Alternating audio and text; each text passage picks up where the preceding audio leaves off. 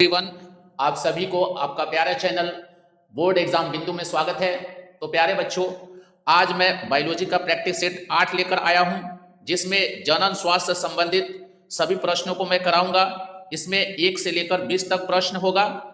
तो इस वीडियो को अंत तक जरूर देखें, और यदि मेरे चैनल को सब्सक्राइब नहीं किए हैं तो प्लीज इसे सब्सक्राइब कर ले, ताकि इस प्रकार का वीडियो आप तक पहुंचता रहे और आपका बोर्ड एग्जाम की तैयारी अच्छा से हो सके। तो आज मैं जनन स्वास्थ्य का प्रैक्टिस सेट, आज का पहला प्रश्न, आज का हमारा पहला प्रश्न है। WHO के अनुसार जनन स्वास्थ्य का अर्थ है: ए, केवल रोगों की अनुपस्थिति, बी, केवल शारीरिक स्वास्थ्य, सी, शारीरिक, मानसिक एवं सामाजिक रूप से पूर्ण स्वास्थ्य, डी, केवल जनसंख्या।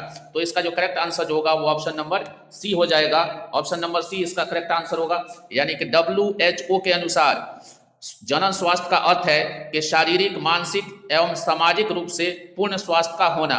यही WHO के अनुसार जनन स्वास्थ्य का अर्थ है। WHO का फुल फॉर्म जो होता है, WHO का, प्यारे बच्चों, WHO का जो फुल फॉर्म होता है वो वर्ल्ड हेल्थ ऑर्गेनाइजेशन होता है। World health organization. तो WHO का पूरा नाम जो है वर्ल्ड हेल्थ ऑर्गेनाइजेशन होता है। तो इसके अनुसार जो है ये जनन स्वास्थ्य का अर्थ होता है। तो इसलिए इसका ऑप्शन नंबर सी जो है वो करेक्ट होगा। अगले प्रश्न पे चलते हैं, जो आज का दूसरा प्रश्न है। निम्न में से कौन सा पुरुष गर्भ निरोधक है? ए, कॉपर टी, बी, ट्यूबेक्टोमी, सी, वेसेक्टोमी और डी, IUD। तो इसका जो करेक्ट आंसर जो होगा वो वेसेक्टोमी हो जाएगा। वेसेक्टोमी जो होता है वो पुरुष गर्भ निरोधक होता है, इसलिए इसका करेक्ट आंसर जो होगा वो वेसेक्टोमी, यानी कि वेसेक्टोमी हो जाएगा। वेसेक्टोमी होगा। अगले प्रश्न पे चलते हैं, जो आज का तीसरा प्रश्न है। आपातकालीन गर्भ निरोधक का प्रयोग किया जाता है: ए, मासिक धर्म के बाद, बी, असुरक्षित यौन संबंध के बाद, सी, गर्भावस्था के अंतिम चरण में और डी, प्रसव के बाद। तो इसका जो करेक्ट आंसर जो होगा वो ऑप्शन नंबर जो है वो बी हो जाएगा। यानी कि असुरक्षित यौन संबंध के बाद जो है आपातकालीन गर्भ निरोधक का प्रयोग या गर्भ निरोधक का प्रयोग किया जाता है, इसलिए इसका करेक्ट आंसर जो होगा वो बी हो जाएगा। ऑप्शन नंबर बी, असुरक्षित यौन संबंध के बाद। अगले प्रश्न पे, निम्न में से कौन सा हार्मोनल गर्भ निरोधक नहीं है? ए, गर्भ निरोधक गोली, बी, इंजेक्शन, सी, कॉपर टी, डी, इम्प्लांट। तो इसका करेक्ट आंसर जो होगा वो ऑप्शन नंबर सी हो जाएगा, वो कॉपर टी। तो कॉपर टी जो है वो हार्मोनल गर्भ निरोधक नहीं है। अगले प्रश्न पे चलते हैं, जो आज का पांचवा प्रश्न है। निम्न में से कौन सा जनन स्वास्थ्य का सामाजिक पक्ष है? ए, हार्मोन, बी, गर्भ निरोधक, सी, लैंगिक समानता, डी, अंडोत्सर्जन। तो इसका जो करेक्ट आंसर जो होगा वो लैंगिक समानता हो जाएगा। यानी कि ऑप्शन नंबर सी जो है वो करेक्ट होगा, लैंगिक समानता। यानी कि लैंगिक समानता जो है जनन स्वास्थ्य का सामाजिक पक्ष है, तो इसलिए इसका correct answer option number C हो जाएगा। अगले प्रश्न पे चलते हैं, जो आज का छठा प्रश्न है। निम्न में से कौन सा प्राकृतिक गर्भ निरोधक उपाय है? ए, कॉन्डम, बी, कॉपर टी, सी, लैक्टेशनल अमेनोरिया, डी, गर्भ निरोधक गोली। तो इसका करेक्ट आंसर जो होगा वो ऑप्शन नंबर सी हो जाएगा, लैक्टेशनल अमेनोरिया। तो ऑप्शन नंबर सी इसका करेक्ट आंसर होगा। अगले प्रश्न पे चलते हैं, जो आज का सातवां प्रश्न है। लैक्टेशनल अमेनोरिया विधि प्रभावी रहती है: ए, 1 माह, बी, 3 माह, सी, 6 माह, डी, 12 माह। तो इसका जो करेक्ट आंसर जो होगा वो सी हो जाएगा, यानी कि 6 माह तक ये प्रभावी रहता है। तो लैक्टेशनल अमेनोरिया जो है ये 6 माह तक प्रभावी रहती है। अगले प्रश्न पे चलते हैं, जो आज का आठवां प्रश्न है। निम्न में से कौन सा हार्मोनल गर्भ निरोधक है?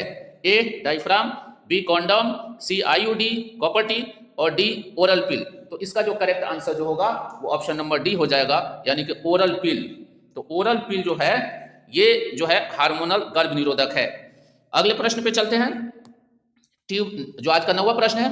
ट्यूबेक्टोमी में किसे काटा या बांधा जाता है? ए, गर्भाशय, बी, फैलोपियन नलिका या फैलोपियन ट्यूब, और सी, योनि, डी, अंडाशय। तो इसका जो करेक्ट आंसर जो होगा वो फैलोपियन नलिका हो जाएगा। यानी कि ट्यूबेक्टोमी में फैलोपियन ट्यूब को काट कर जो है क्या किया जाता है, बांध दिया जाता है, फैलोपियन ट्यूब। तो इसलिए इसका करेक्ट आंसर जो होगा वो ऑप्शन नंबर बी हो जाएगा, फैलोपियन नलिका। अगले प्रश्न पे चलते हैं, जो आज का 10वां प्रश्न है।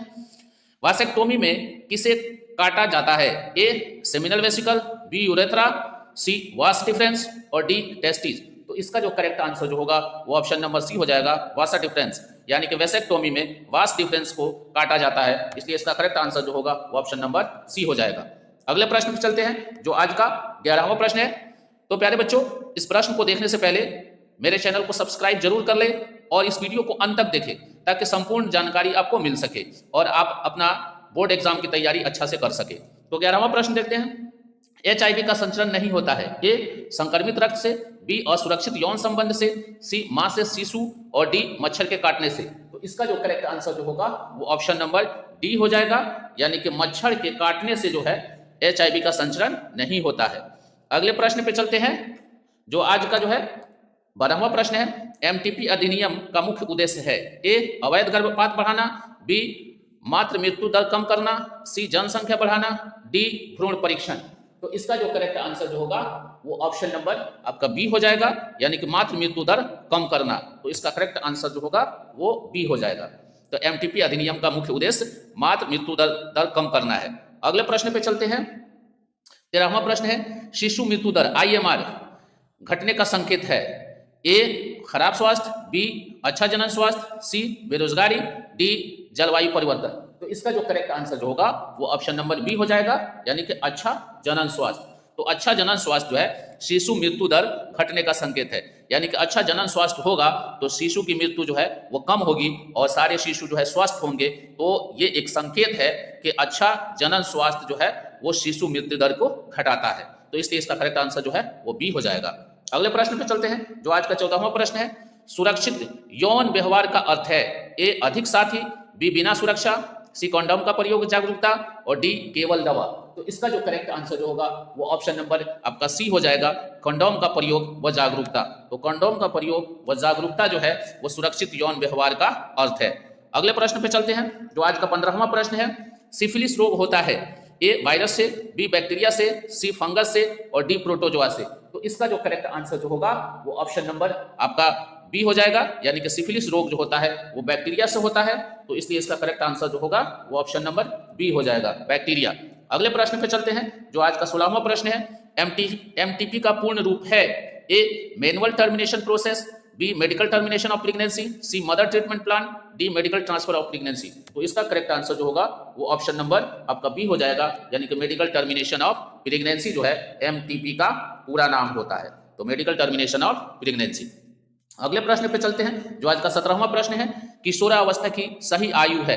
ए 5 से 10 वर्ष, बी 10 से 19 वर्ष, सी 15 से 25 वर्ष, डी 20 से 30 वर्ष। तो इसका जो करेक्ट आंसर जो होगा वो ऑप्शन नंबर बी हो जाएगा, यानी कि 10 से 19 वर्ष जो है वो किशोरावस्था का सही आयु है। अगले प्रश्न पे चलते हैं, जो आज का 18वां प्रश्न है। STD से बचाव का सर्वोत्तम उपाय है।